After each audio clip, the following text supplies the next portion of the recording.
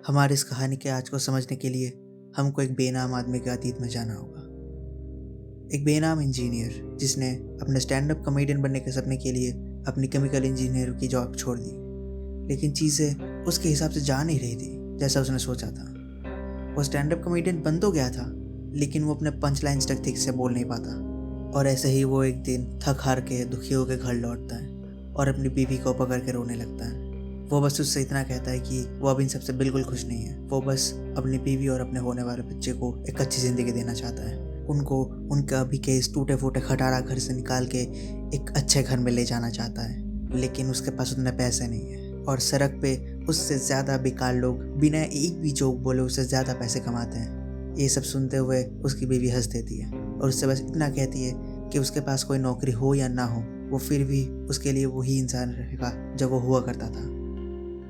पैसों के लिए तरसता हुआ आदमी कुछ गैंग के लोगों की चोरी में मदद करने के लिए राज़ी हो जाता है।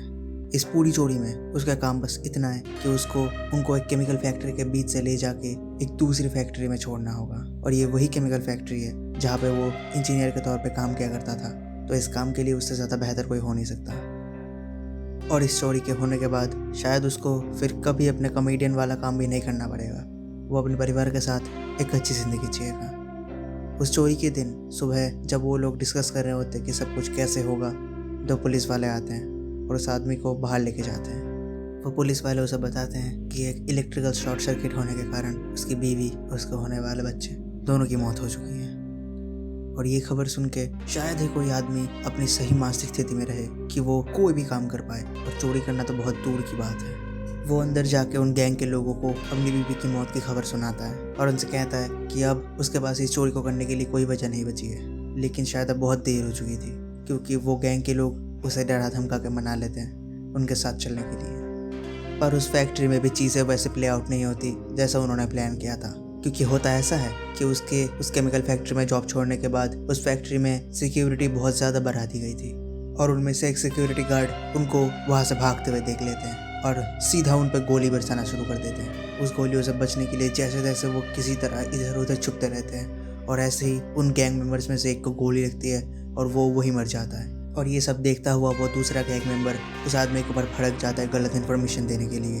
उनका आपस के तू मैमे के दौरान भी उनके ऊपर गोलियां बरसती रहती है कि तभी सिक्योरिटी गार्ड्स के पीछे से कोई कहता है, गोलियां चलाना बंद करो, अब इसको मैं अपनी तरह से हैंडल करूँगा।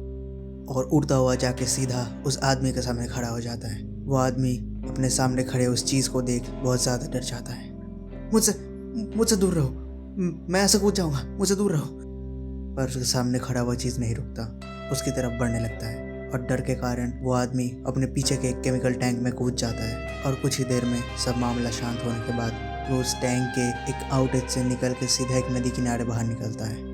लेकिन जब वो बाहर आता है वो देखता है कि उसके बाल पूरी तरह से हरे हो चुके हैं, उसके होठ खून से लाल और उसकी स्किन पूरी तरह से सफ़ेद। वो पानी में अपने रिफ्लेक्शन देख ना कुछ सोचता है ना कुछ बोलता है, बस पागलों की तरह हंसने लगता है, क्योंकि अंत में वो वही बन जाता है जो कि उसने हमेशा बनने का सोचा था, एक कॉमेडियन, एक जोकर।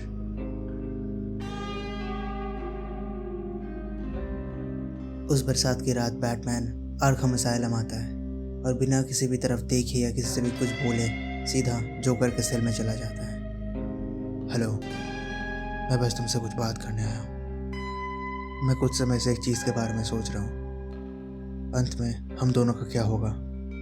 क्या हम ऐसे ही लड़ते रहेंगे और अंत में एक दूसरे को मार देंगे? शायद तुम मुझे मार दो या मैं तुम्हें, शायद बहुत ही जल्द या काफ़ी बाद, पर मैं इन सब में से कुछ भी नहीं चाहता।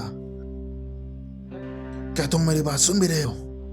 ये जिंदगी या मौत का सवाल है, शायद तुम्हारी या मेरी। मैं समझ नहीं पा रहा कि तुम्हारे और मेरे बीच झगड़ा हो क्यों रहा है। मैं तुम्हारा खून नहीं चाहता अपने हाथों पे।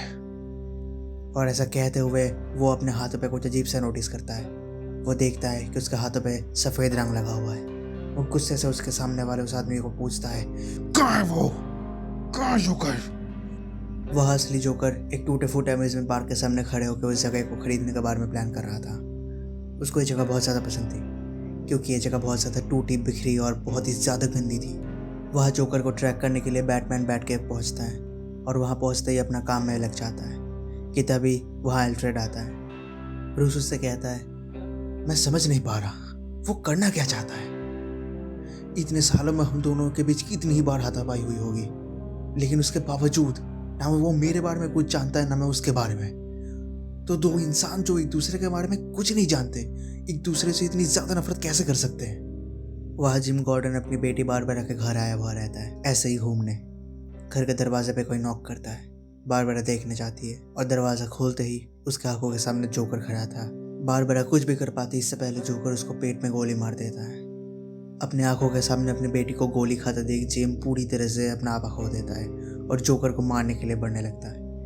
जिम आगे बढ़ता ही है कि तभी जोकर के गुंडे पीछे से जिम को मार के बेहोश कर देते हैं। जोकर अपने गुंडों को कहता है कि जिम को उसकी तय की हुई जगह पे ले जाने के लिए, पर जोकर वही रह जाता है और उस जगह के खाली होने के बाद जोकर बारबरा के कपड़े उतारने लगता है। बारबरा उससे पूछती है कि वो ये सब क्यों कर रहा है।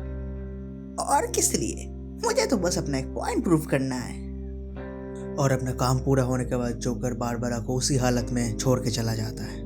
बारबरा की एक दोस्त जब उसके घर आती है तो उसको उस हालत में देख पुलिस को बुलाती है और बारबरा को हॉस्पिटल ले जाया जाता है। बैटमैन को यह खबर मिलते ही वो जल्द से जल्द हॉस्पिटल पहुंचता है। वहाँ पहुंचते ही वो सुनता है कि बारबरा को जो गोली लगी थी वो सीधा उसके स्पाइन से होकर निकल गई और शायद वो अब कभी चल नहीं पाएगी।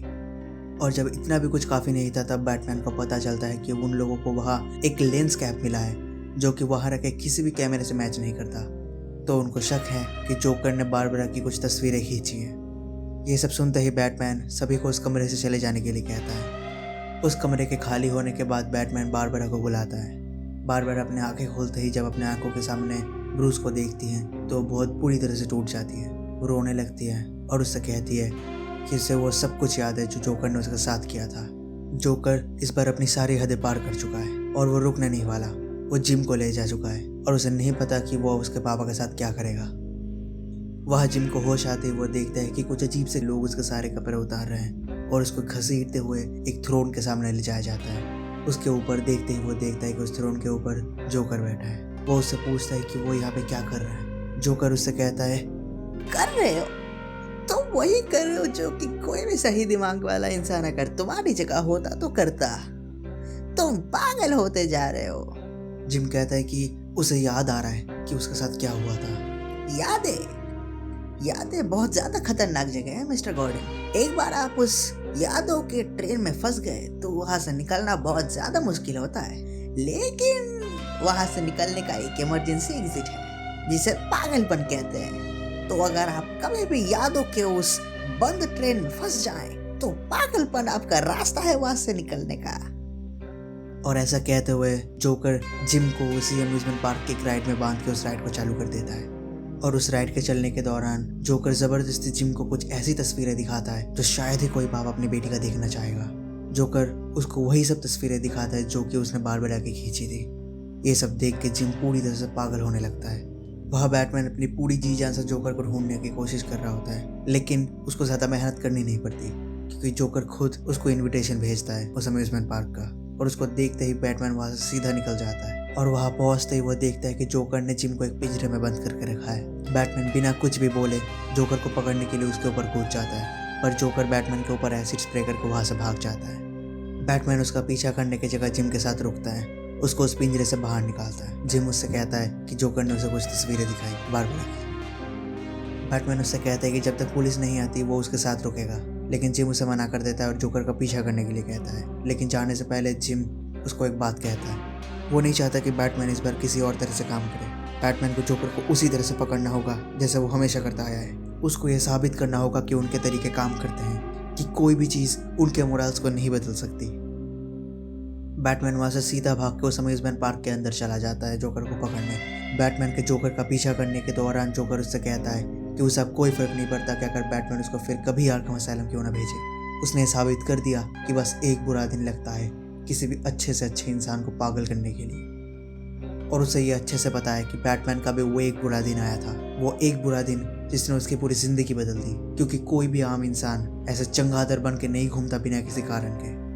मेरा भी वो एक बुरा दिन आया था, मुझे ठीक से याद नहीं है, शायद मेरे साथ भी कुछ ऐसा ही हुआ होगा, क्योंकि मैं जब भी याद करने की कोशिश करता हूँ कभी अलग अलग से कुछ चीजें याद आती है। जब मैंने देखा कि ये दुनिया कितनी ज्यादा घटिया है, तब मुझे पता चला कि दुनिया और कुछ नहीं बल्कि एक बहुत ही बड़ा भद्दा मजाक है। तो मैंने उसी मजाक को अपना लिया। तो तुम मानने के लिए राजी क्यों नहीं हो? ऐसा भी नहीं है कि तुम इतने बड़े वाले गधे हो, तुमको तो अभी तक समझ आ जाना चाहिए कि ये सब कुछ एक बहुत बड़ा मजाक है। और इस दौरान बैटमैन को मौका मिलते ही वो जोकर को पकड़ लेता है और उससे कहता है उसने ये कहानी पहले भी बहुत बार सुनी और उसके लिए एक बुरी खबर है कि यहाँ आने से पहले उसने जिम से बात की है और जिम अभी भी वही आदमी है जो कि वो पहले हुआ करता था। शायद आम इंसान इतनी आसानी से नहीं टूटते और शायद ये हमेशा से जोकर ही था जो इतनी ईजिली टूट गया। और ऐसा कहते ही उन दोनों के बीच हाथापाई शुरू हो जाती है, पर बैटमैन बहुत ही ज़्यादा इजीली जोकर को ओवरपावर कर देता है। पर जोकर एक गन निकाल के बैटमैन की तरफ करके फायर करता है, लेकिन वो एक खिलौने वाली गन थी। वो बैटमैन से कहता है कि तुम किसका इंतज़ार कर रहे हो, मुझे मार दो।